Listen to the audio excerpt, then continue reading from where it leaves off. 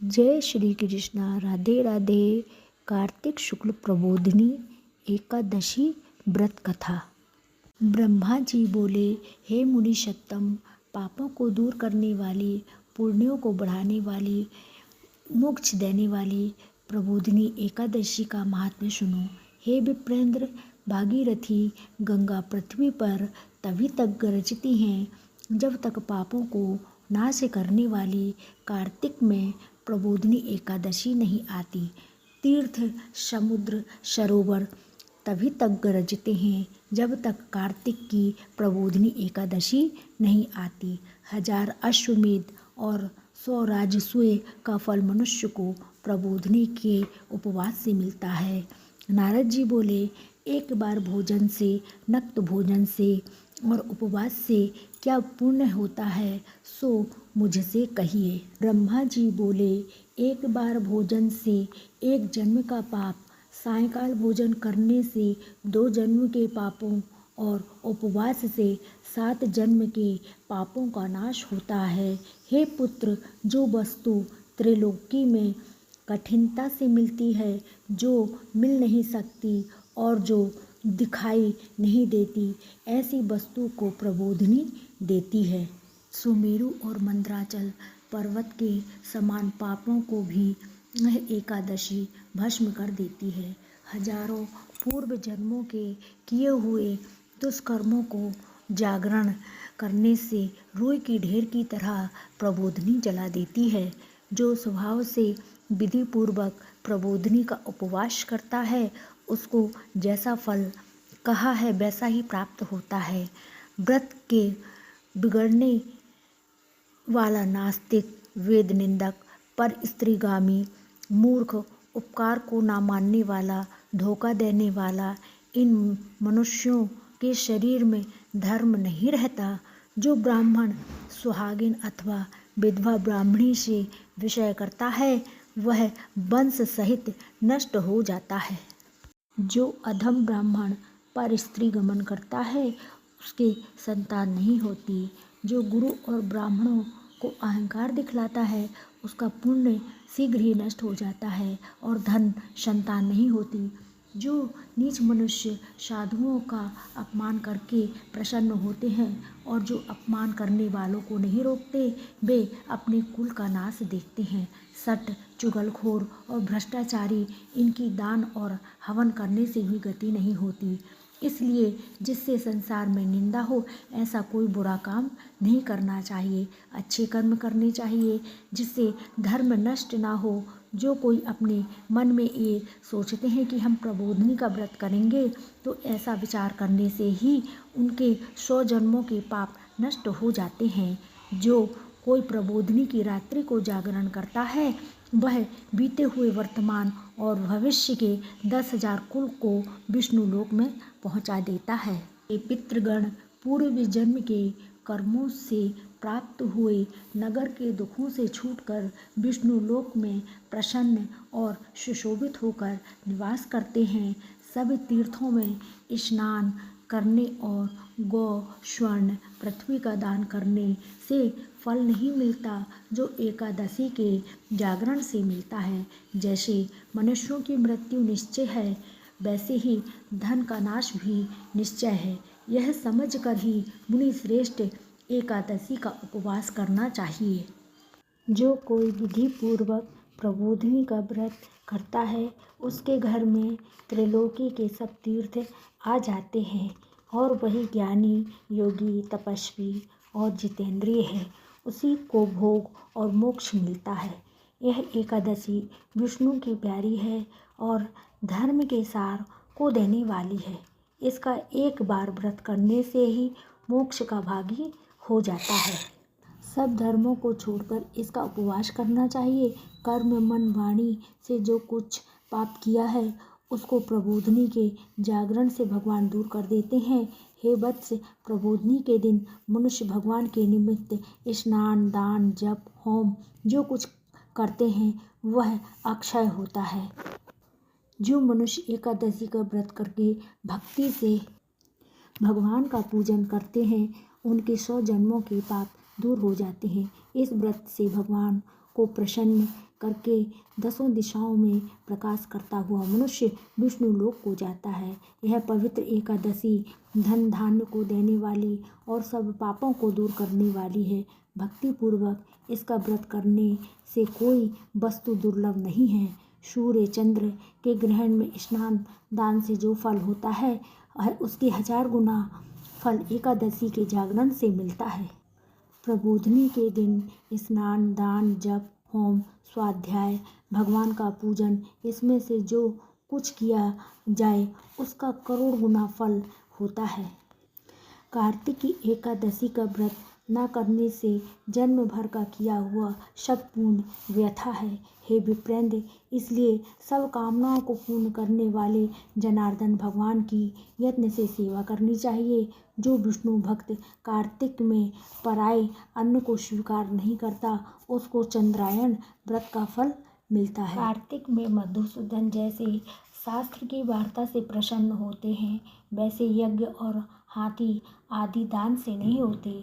जो मनुष्य कार्तिक में विष्णु की कथा को पूरी अथवा उसका आधा अथवा चौथाई श्लोक कहते व सुनते हैं उनको 100 गौदान का फल मिलता है। हे मुनि, कार्तिक के महीने में सब धर्मों को छोड़कर मेरे सामने बैठकर कथा कहनी और सुननी चाहिए। कल्याण के लिए अथवा धन के लोभ से जो कार्तिक में भगवान की कथा कहता है वह अपने सैकड़ों कुलों का उद्धार कर देता है। जो भगवान के प्रबोध के दिन कथा कहते व सुनते हैं, हे मुनि, उनको सप्तद्वीप युक्त पृथ्वी के दान का फल मिलता है। फिर नारद जी बोले, हे स्वामिन, एकादशी की विधि मुझसे कहो।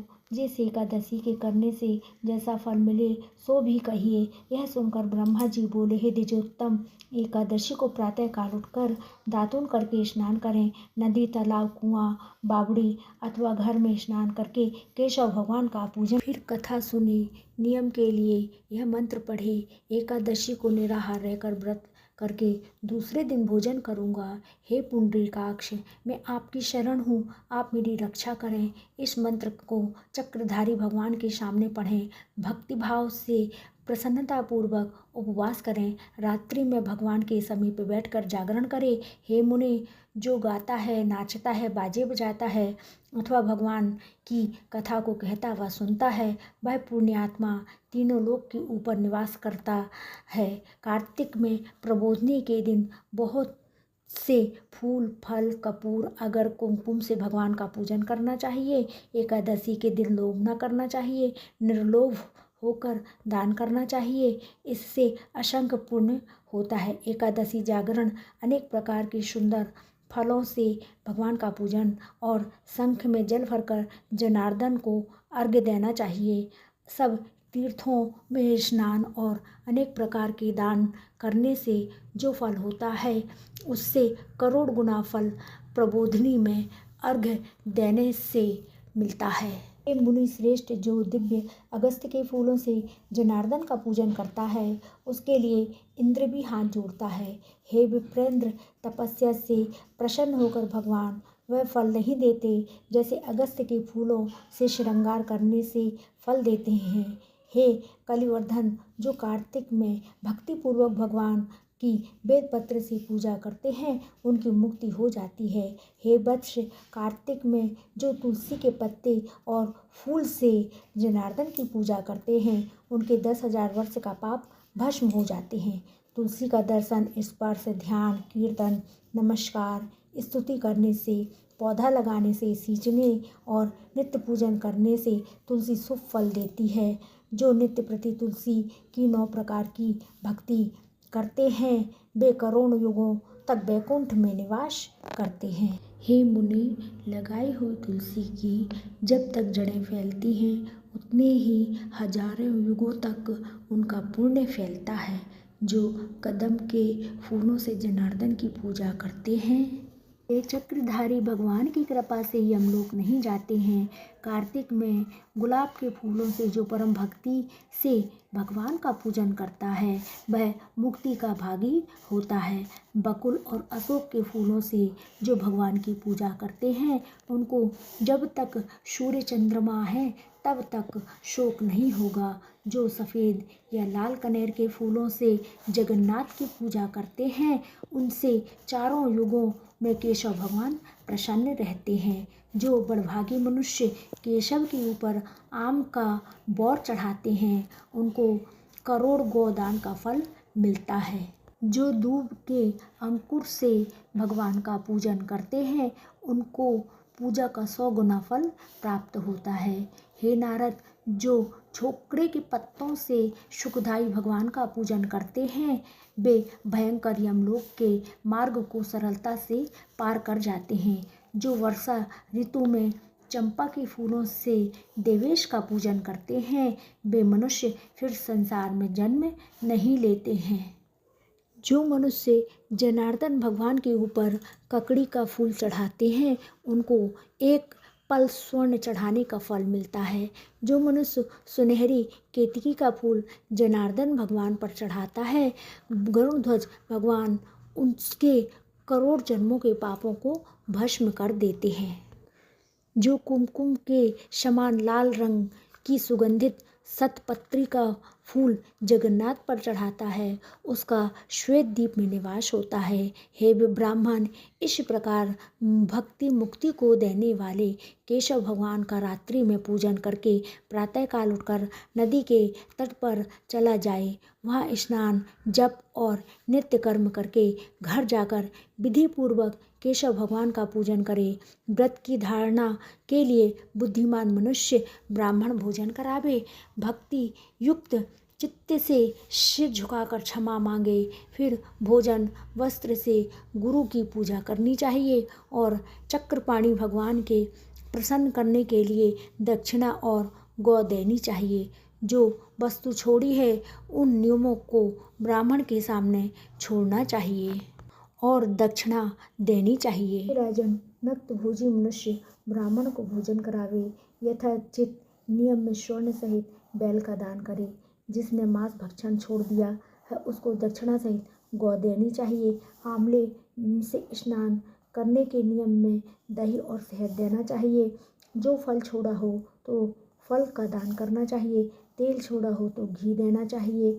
घी छोड़ा हो तो दूध देना चाहिए। अन्न के छोड़ने के नियम में चावल देना चाहिए। हे राजन, भूमि पर सोने वाले को गद्दा और चादरा समेत सैया देनी चाहिए। पत्तल पर भोजन करने वाले को बर्तन में घी भरकर देना चाहिए। मौन धारण करने वाले को घंटा, तिल और स्वर्ण देना चाहिए और ब्राह्मण ब्राह्मणी को घी मिला हुआ समान भोजन कराना चाहिए। बाल धारण करने वाले को बट्टा, जूता त्याग करने वाले को एक जोड़ा जूता दान करना चाहिए। मौन छोड़ने वाले को बूरा देना चाहिए। विष्णु के मंदिर में अथवा देव स्थान में नित्य दीपक जोड़ना चाहिए। नियम की समाप्ति में तांबे या स्वर्ण की वेली घी भर कर उसमें लाख बत्ती रखकर विष्णु के भक्त ब्राह्मण को देना चाहिए। एक दिन छोड़कर उपवास करने में 8 कलश वस्त्र और स्वर्ण से सुशोभित करके देना चाहिए। जो ये सब न बन सके तो ब्राह्मण का वचन ही सब सिद्धियों का देने वाला है। ब्राह्मणों को नमस्कार करके विदा करें, फिर आप भोजन करें। 4 महीनों में जो छोड़ा है उसकी समाप्ति करें। हे राजेंद्र, जो बुद्धिमान इस प्रकार आचरण करता है उसको अनंत फल मिलता है, अंत में वैकुंठ को जाता है। जो मनुष्य चातुर्मास के नियम को निर्विघ्न समाप्त कर देता है वह कृतकृत्य हो जाता है, फिर संसार में जन्म नहीं लेता है अर्थात मुक्त हो जाता है। ऐसा करने से व्रत पूर्ण हो जाता है। यदि व्रत बिगड़ जाए तो मनुष्य अंधा व कोढ़ी हो जाता है। जो तुमने मुझसे पूछा था वह मैं तुमसे कहा। इसके पढ़ने और सुनने से भी गोदान करने का फल मिलता है। जय श्री कृष्ण। प्रबोधिनी एकादशी कथा समाप्त। बोलिए विष्णु भगवान की जय।